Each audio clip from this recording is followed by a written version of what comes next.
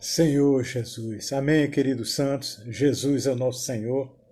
Vamos continuar nosso estudo hoje com o capítulo 11 de 2 Coríntios. E, antes de mais nada, o nosso título de hoje é As Credenciais de um Apóstolo. Eu ousaria dizer de um verdadeiro apóstolo. Está no versículo 2 do capítulo 11 de 2 Coríntios. 2 Coríntios 11, versículo 2.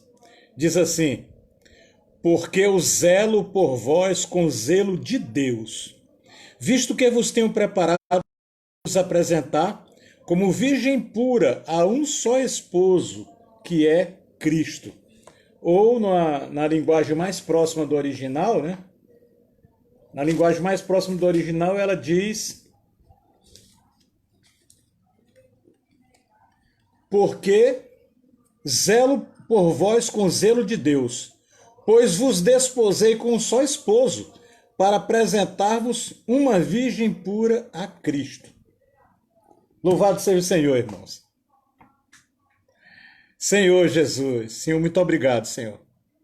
Porque o Senhor ainda tem seus apóstolos sobre a terra, porque o Senhor incumbiu alguns de cuidar da tua obra, Senhor. Nos abençoa nesse estudo, Senhor. Amém. Os capítulos 10, 11, 12 de 2 Coríntios, eles fazem a passagem de Mateus 22 até Mateus capítulo 25. Passou a ensinar para eles algo.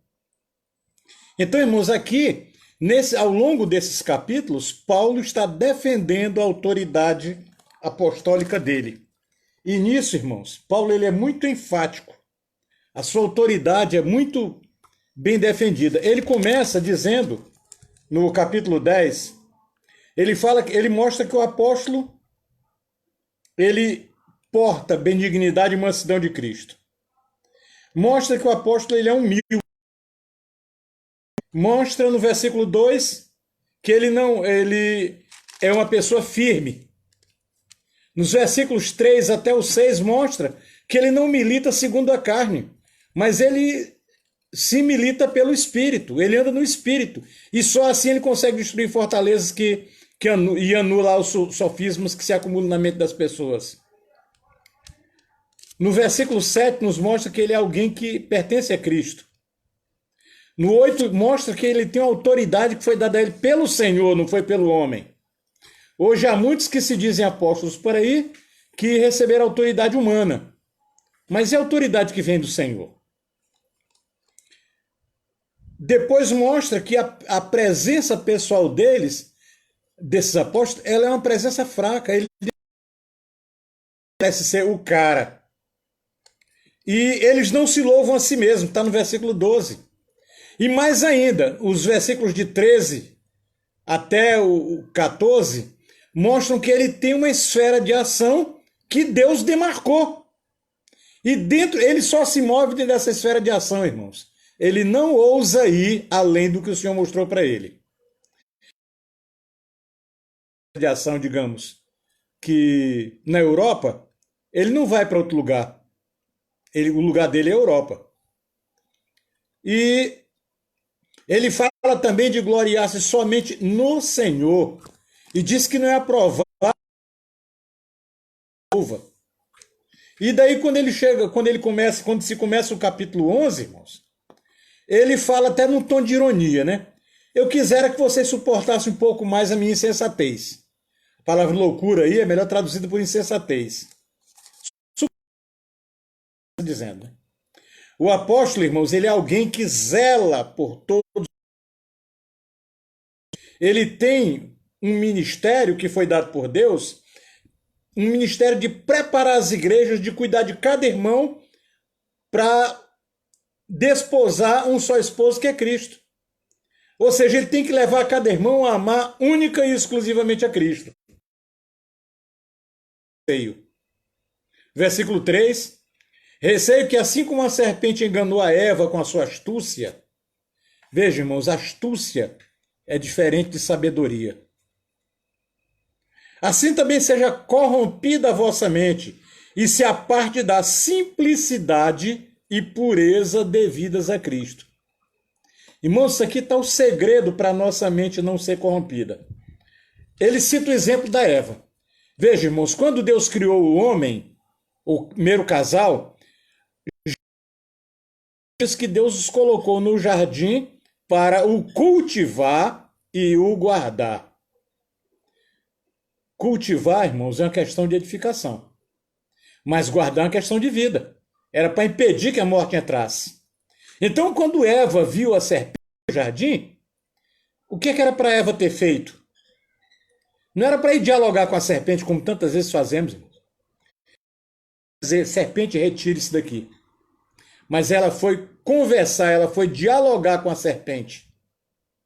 E com isso, o simples fato dela dialogar, irmãos, está tão claro, irmãos. Isso está tão claro aqui em Gênesis, no capítulo 3.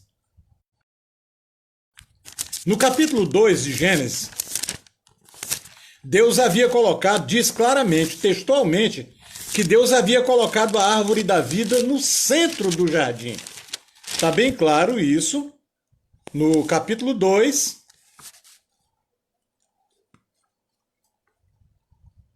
No capítulo 2, versículo 9.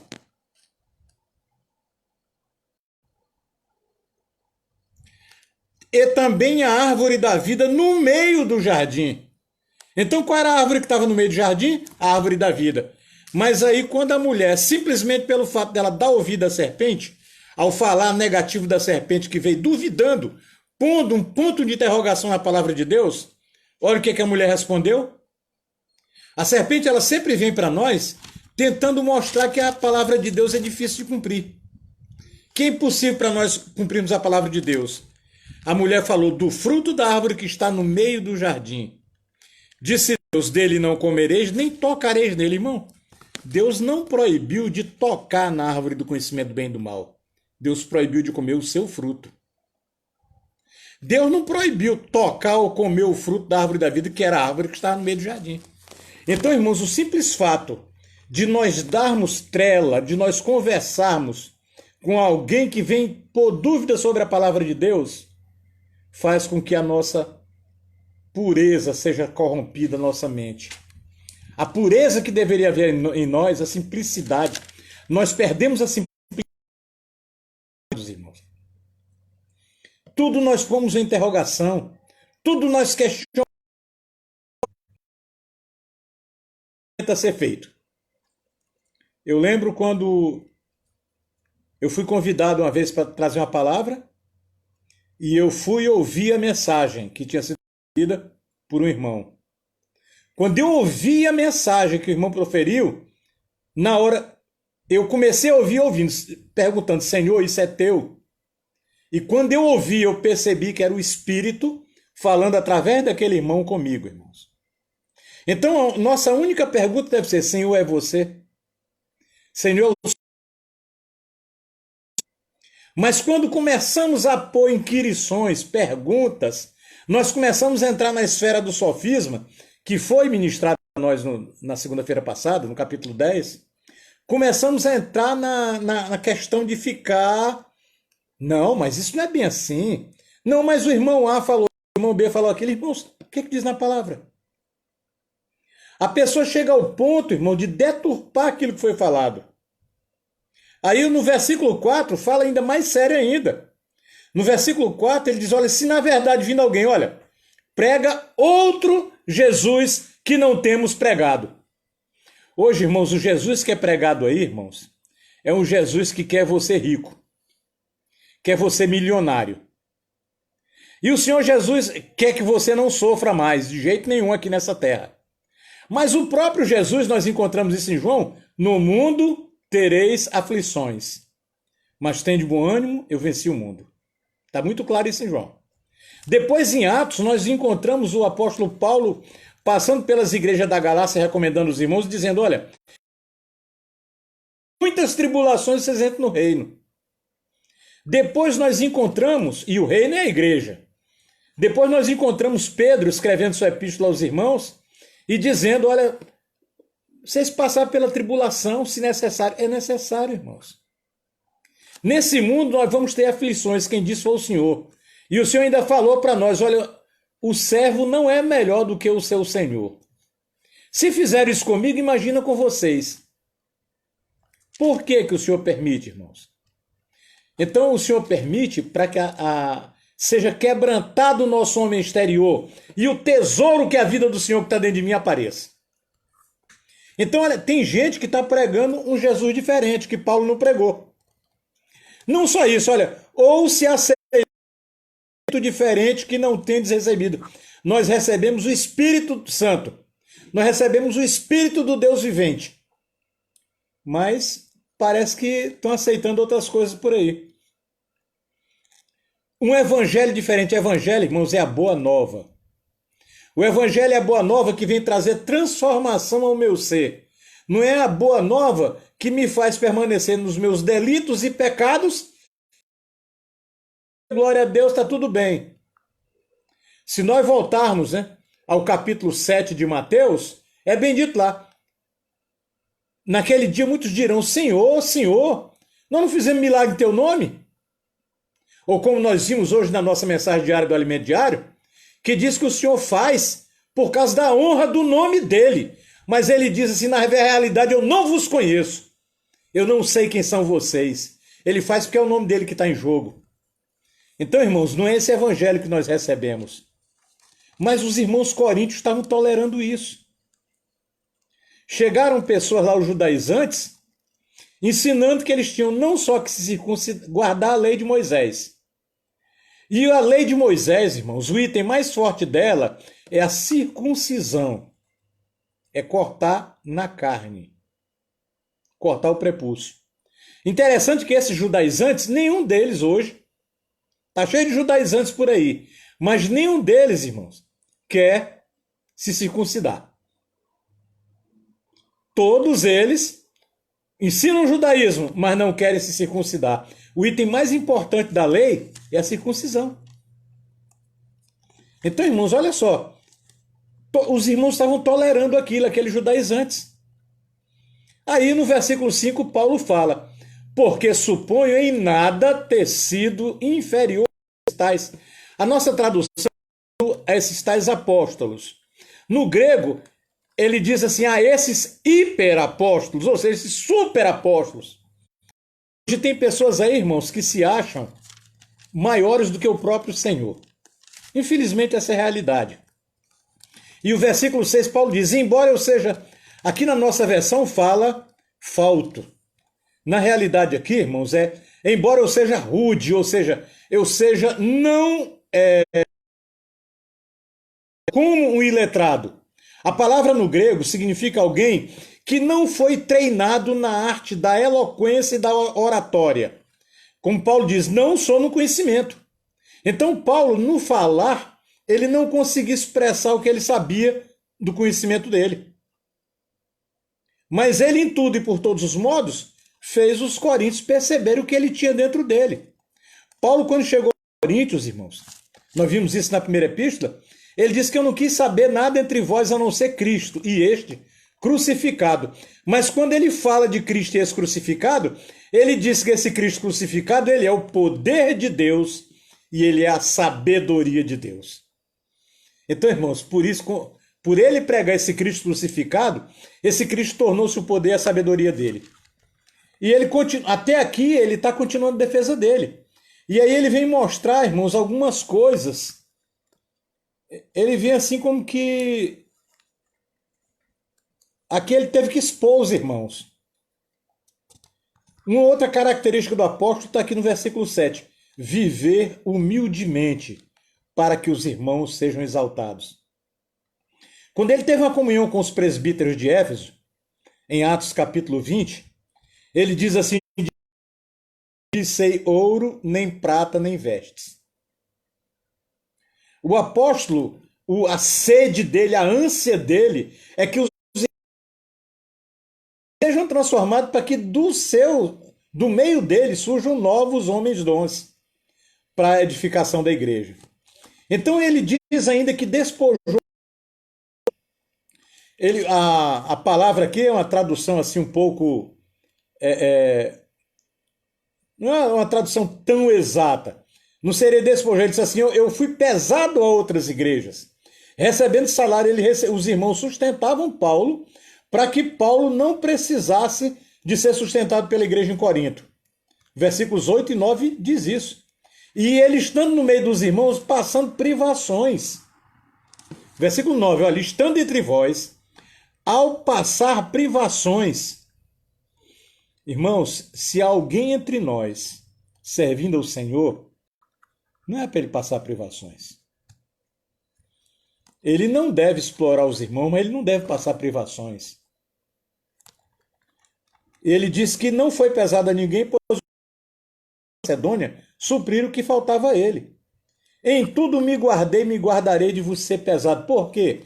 Porque os irmãos em Corinto queriam levar tudo para a esfera mental. Para os irmãos, devido à sua cultura grega, a sua filosofia grega, a sua arte da oratória, da eloquência. O grego, ele se caracterizava por ele se envolver em inúmeras discussões filosóficas, cada um tentando provar que os argumentos dele eram melhores do que o outro para convencer o outro. Era assim que era o viver dos coríntios. Por isso que eles ficaram com preferências. Versículo 10 ele diz: assim, a verdade de Cristo está em mim. Um apóstolo, irmãos, é alguém que leva a glória. Ele leva a glória de Deus nele. Ele leva a verdade de Cristo nele. Quando ele abre a boca, irmãos, o que ele fala é a verdade de Cristo. Esse é o viver do apóstolo. E ele ainda indaga dos irmãos: é porque eu não vos amo? Ele está ironizando. Irmão, você acha que eu não amo vocês? Ele, quando aqui no versículo 2, ele falou do zelo. Foi um zelo igual de uma mãe que cria uma filha, que cuida da filha com todo o zelo, até a filha se casar com aquele que será com o esposo. Era assim que Paulo cuidava dos coríntios. E versículos 12 e 13. O que faço e farei é para cortar a ocasião aqueles que a buscam, com o intuito de serem considerados iguais a nós naquilo que se gloriam. Havia pessoas entre os coríntios que se intitulavam apóstolos. E não, ele diz no versículo 13, porque os tais são falsos apóstolos, obreiros fraudulentos, apóstolos de Cristo. E não é de admirar o versículo 14, porque o próprio Satanás se transforma em anjo de luz. Não é muito, pois, que os seus próprios ministros se transformem em ministros de justiça, e o fim deles será conforme as suas obras. Aqui, irmãos, tem um princípio muito sério para nós, irmãos. O que eu estou fazendo como ministro de Cristo? Na primeira epístola de Paulo aos Coríntios, no capítulo 4, ele começou: importa, ou seja, é necessário, que os homens nos considerem ministros de Cristo e despenseiros dos oráculos de Deus. Os homens devem nos considerar assim, é necessário. Isso só se consegue, não é eu falando, é eu vivendo. Quando em Deuteronômio, no capítulo 6, o Senhor falou: estas palavras escreverás, elas serão por frontal entre os teus olhos, escreverás tuas colocarás. O Senhor está dizendo a Moisés que é o que ele fazia, ó, a mão de força, e o que estava na mente dele tinha que passar pelo. E tu as escreverás nos umbrais das tuas portas. Esta palavra, irmãos, o que entra e sai na minha casa, tem que estar sob o controle da palavra do Senhor. Tem que estar debaixo da luz da palavra do Senhor. Não é o que eu falo, é o que eu vivo. Nós já vimos antes que nós devemos ser cartas vivas, inscritas pelo Espírito de Deus. Não em tábuas, irmão, de pedra, mas na tábua de carne dos corações. Os homens, ao olhar para nós, necessitam ver isso. Hoje, irmãos, há uma falta de referência no meio cristão. Há muitos que falam, mas não vivem. Mas Paulo, na primeira carta a eles, no capítulo 7, no capítulo 11, ele diz: sede meus imitadores, como eu também sou de Cristo.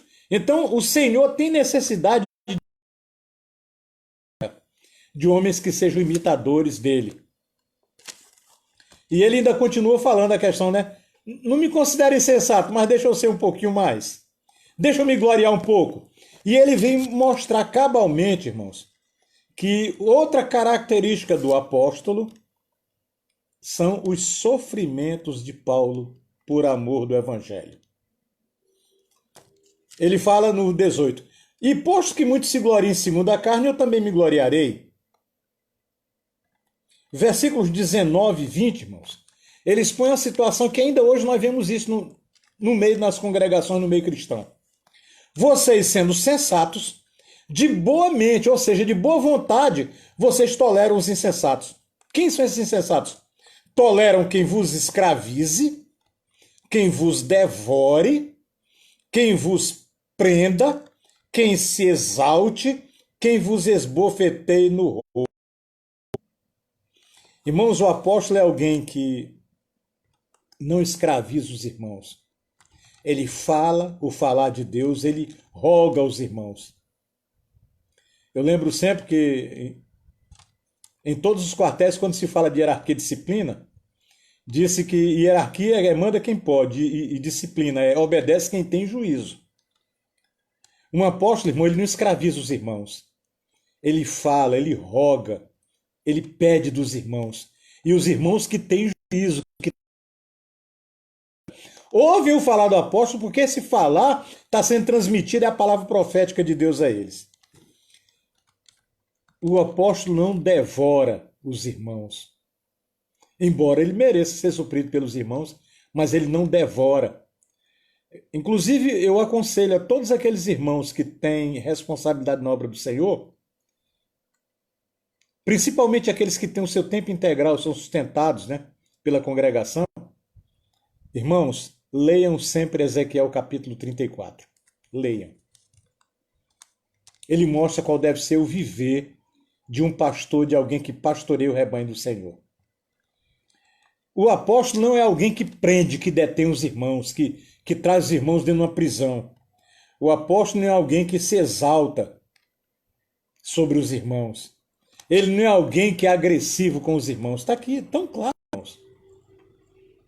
Nós vimos entre nós já, né? O Senhor já o recolheu. Irmãos que não eram dessa maneira. Irmãos que realmente viviam, né? Tinham um viver de apóstolo. Irmãos que não escravizavam os irmãos, que não devoravam os irmãos, que não prendiam os irmãos, que não se exaltava sobre os irmãos e que não agia errado com os irmãos. Nós tivemos entre nós no passado. Ainda hoje temos irmãos entre nós assim, irmãos. Louvado seja o Senhor por isso. Paulo diz também que aqueles falsos apóstolos, aqueles hiper, né? Ele usa um termo assim bem irônico, hiperapóstolo, superapóstolo. Ele diz, se eles têm ousadia para se declarar alguma coisa, eu também tenho. Versículo 22. São hebreus? Também eu. São israelitas? Também eu. São descendentes de Abraão? Também eu. São ministros de Cristo? Aí ele diz, eu ainda muito mais. Ele diz, eu ainda muito mais. Em prisões, você é ministro de Cristo? Então, se vocês foram presos por amor de Cristo? Em açoite, sem medida, em perigo de morte, muitas vezes. Se recebi dos judeus uma quarentena de açoites menos um. 3 vezes fui fustigado com varas. 1 vez apedrejado.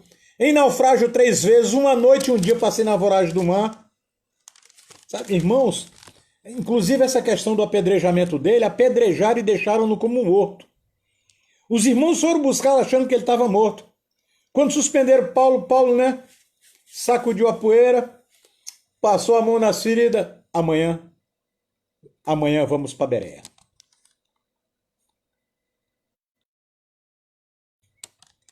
O apóstolo ele é alguém, irmãos, que mesmo sofrendo por amor do Senhor, ele tem um comissionamento. Esse comissionamento lhe dá poder para suportar todas essas adversidades e para completar os sofrimentos de Cristo. Os sofrimentos de Cristo, irmãos, ainda não foram completos na cruz. Os sofrimentos para a nossa salvação, sim, foram completos. Mas os sofrimentos para a edificação da igreja devem ser completados pelos ministros, pelos seus apóstolos. Ele continua, a partir do 26, em jornadas muitas vezes, em perigos de rios, em perigo de salteadores, em perigo entre os da minha nação, em perigo entre os gentios, em perigos na cidade, em perigos no deserto, em perigos no mar, em perigos entre falsos irmãos, em trabalhos e fadigas, em vigílias muitas vezes, em fome e sede, em jejuns muitas vezes, em frio e nudez.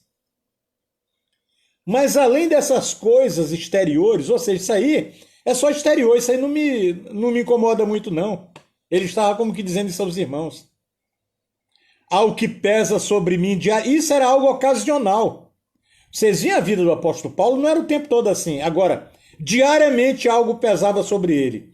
A relação com todas as igrejas.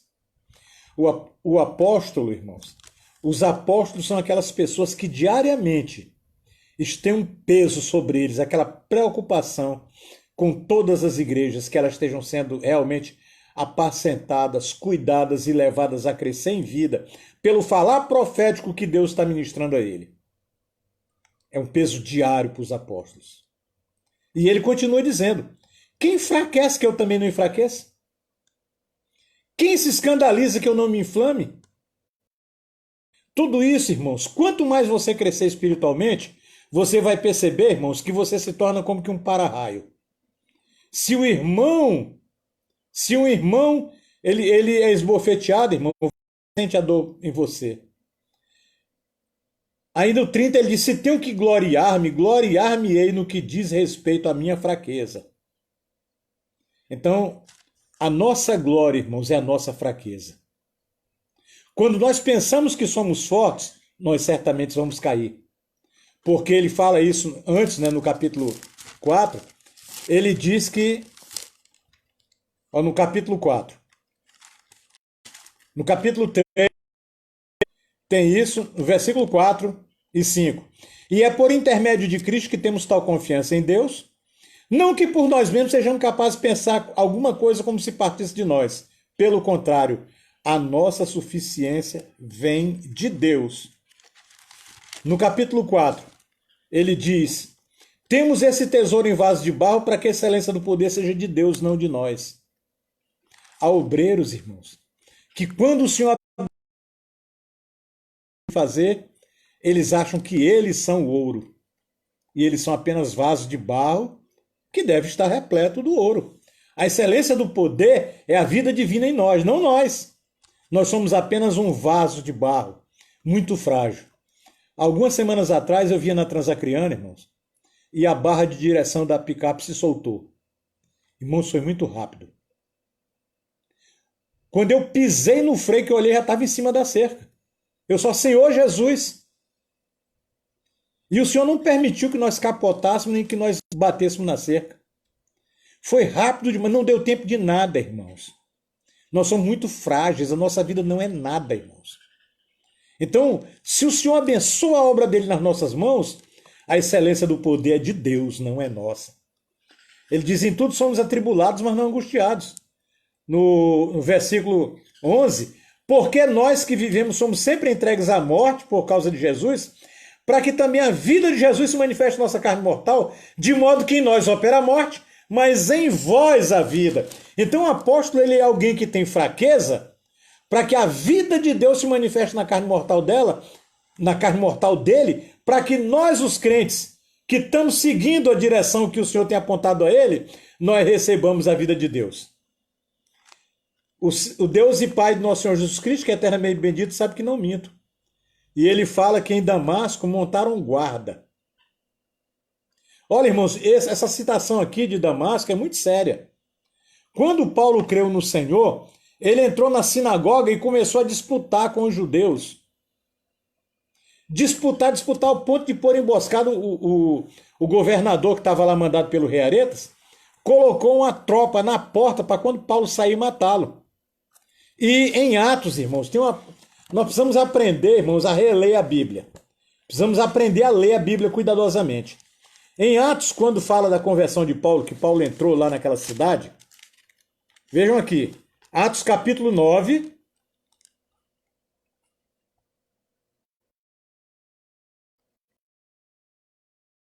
23 até o 25.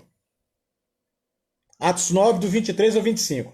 Decorridos muitos dias, os judeus deliberaram entre si tirar-lhe a vida. Porém, o plano deles chegou ao conhecimento de Saulo.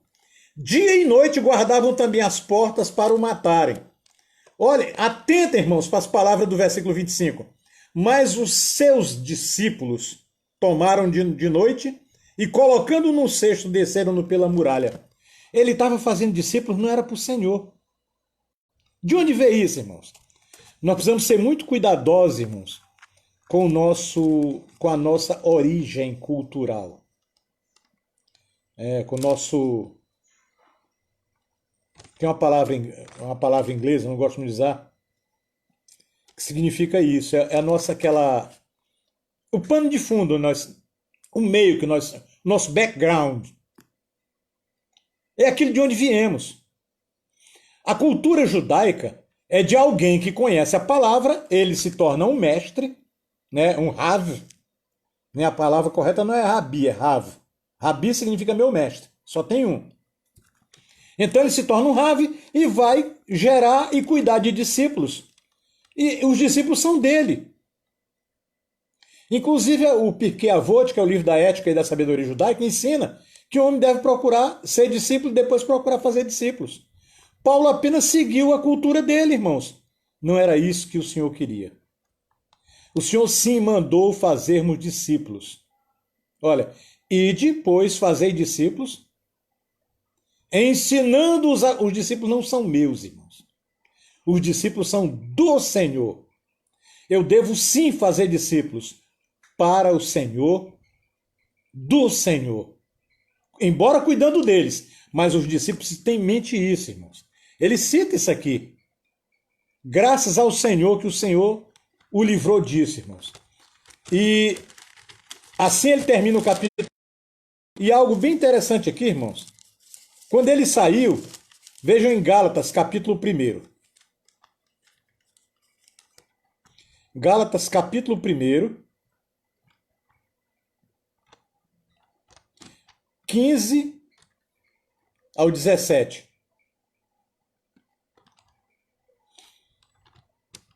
Quando, porém, ao que me separou antes de eu nascer e me chamou pela sua graça, aprove revelar seu filho em mim, para que eu o pregasse entre os gentios, sem detença, não consultei sangue. O que significa consultar carne? O que significa consultar sangue? Entre os discípulos ali em Jerusalém, irmãos, havia pessoas que viviam segundo a sua cultura judaica. Nós vemos isso no capítulo 15, que muitos da seita dos fariseus que tinham crido se insurgiram contra o falar do apóstolo Pedro. Crentes que viviam na carne, crentes que pregavam circuncisão, crentes que pregavam seguir uma série de tradições, como Paulo falou a Barnabé. Nem nós, nem nossos pais conseguimos suportar isso, falou para Pedro. Como é que vocês estão fazendo isso? E o que é o sangue, irmãos? Depois de algum tempo, aqueles muitos sacerdotes e fariseus que tinham crido, eles parece que estavam cansados da liderança dos apóstolos. E da liderança dos presbíteros, e levantou-se naturalmente alguém muito correto, muito tradicional, muito seguidor dos preceitos e regras judaicos, das mitzvot, que era o irmão de sangue do Senhor. Versículo 18 e 19. Decorridos 3 anos, então subi a Jerusalém para avistar-me com Cefas, que é Pedro, e permaneci com ele 15 dias, e não vi outro dos apóstolos. Olha só, apenas Tiago, o irmão do Senhor. Tiago tinha se tornado, por ser o irmão do Senhor e ser um homem no seu natural, ele tinha se tornado o líder. da igreja. E assim começou aquela série de judaizantes, irmãos, que por todo lugar mandavam seus emissários, onde Paulo pregava o evangelho da graça entre os gentios, iam emissários dos judaizantes, querendo obrigar os gentios a guardar todas as regras da Torá, todos os preceitos da lei, incluindo a circuncisão. Irmãos, para os gentios que creram, irmãos, Cristo, ele é o poder de Deus e a sabedoria de Deus. Cristo, qual é a diferença, irmãos, entre a Torá, né, o ensinamento, que não é lei, é ensinamento. Qual é a diferença entre ele e a graça, irmãos? Eu vejo hoje muitos cristãos dizendo, eu estou na graça, não preciso da lei. Acontece, irmãos, o próprio Senhor Jesus falou que a lei é eterna, ela é imutável, vai passar os céus e a terra, mas nenhum tio. Tio, irmãos, é o menor acento gráfico do hebraico. Nenhum iode, o iode é o J, é a menor letra, é só aquela vírgulazinha pendurada da linha. Nenhum desses vai passar. Qual é o ponto então? Cristo veio, viva de Deus, veio, cumpriu essa lei por mim, e hoje nele eu estou acima da lei. Vejamos, em Cristo eu estou acima da lei. Porque a lei, ela é só... não muda o meu interior. A lei é, faça e você não morre. A graça de Deus é, viva. Viva Cristo. Viva Cristo. Olha que diferença, irmãos. A graça, ela me eleva acima do simples padrão da lei, que é um padrão muito alto. Veja, a lei diz, não adulterarás. A graça, que é o próprio Cristo, não devo nem desejar, nem olhar e cobiçar. Olha, irmão, é elevado. A lei diz, não matarás, ou melhor, não assassinarás. Aí o que é que a graça vem? Eu não devo nem me irar sem causa contra um irmão. Eu devo viver debaixo da lei do amor. Efésios fala isso bem claramente. Perdoando-vos uns aos outros, assim como Deus em Cristo vos perdoa, fazei vós também. E isso, irmãos, é a graça de Deus, é o próprio Cristo. Me elevando, me edificando até ser igual a Ele em vida e natureza, não na deidade. Vejam, irmãos, esse é o objetivo de Deus. Me levar até amadurecer, até ser da estatura, da plenitude da estatura de Cristo. Por isso, irmãos, que Paulo defende o apostolado dele, que era esse apostolado que levava os irmãos a viver no Espírito. Vejam que o amado irmão escreveu um livro, né, sobre 2 Coríntios. O título é, esse livro ainda existe, 2 Coríntios, a biografia de um homem no Espírito. A primeira epístola aos Coríntios, ele já começou dizendo, mostrando que vocês precisam invocar o nome do Senhor, rapaz.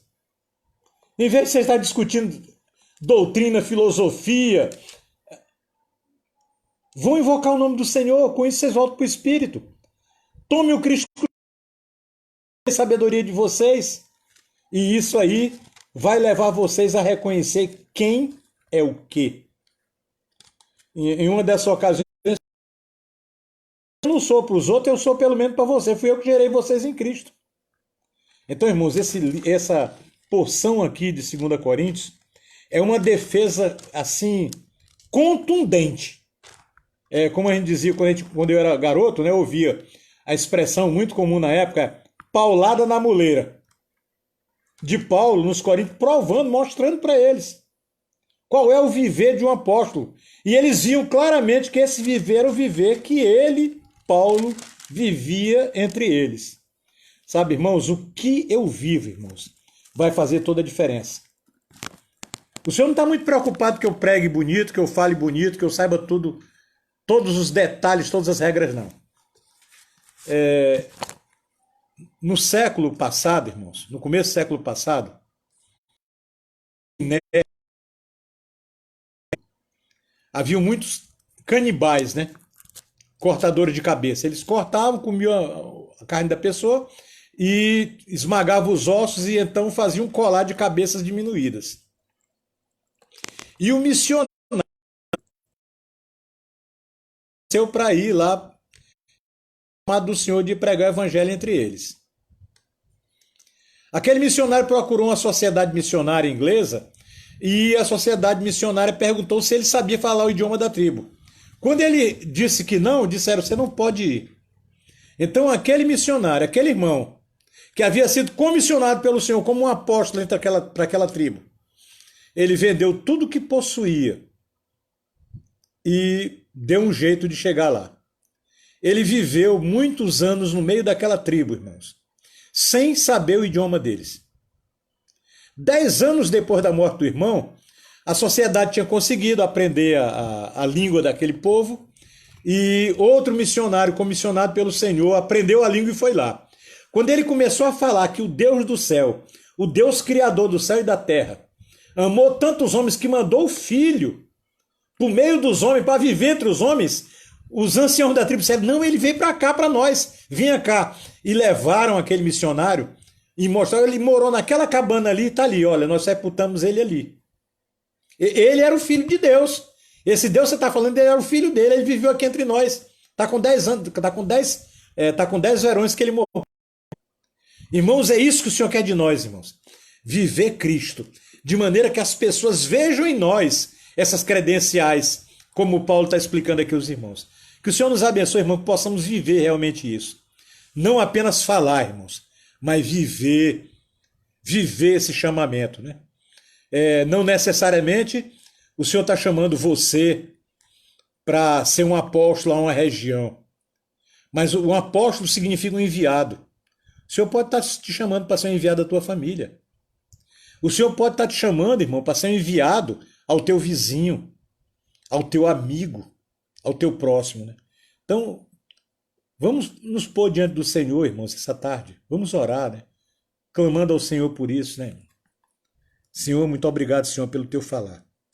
Senhor, venha realmente, Senhor, nos apacentar, Senhor. Cuidar de nós, Senhor. Crescer essa tua vida divina em nós, Senhor. De maneira chamamento. Senhor, venha viver na minha vida, Senhor. Venha viver na vida de cada um dos ouvintes dessa palavra, Senhor. Para que eles possam ter um viver, Senhor. Um viver que vive a tua vida neles, Senhor. Senhor, em teu santo nome te pedimos isso, Senhor. Amém, Senhor. Louvado seja o Senhor, irmão. O Senhor nos abençoe. O Senhor nos guarde na mão dele. Jesus é o nosso Senhor. Aleluia.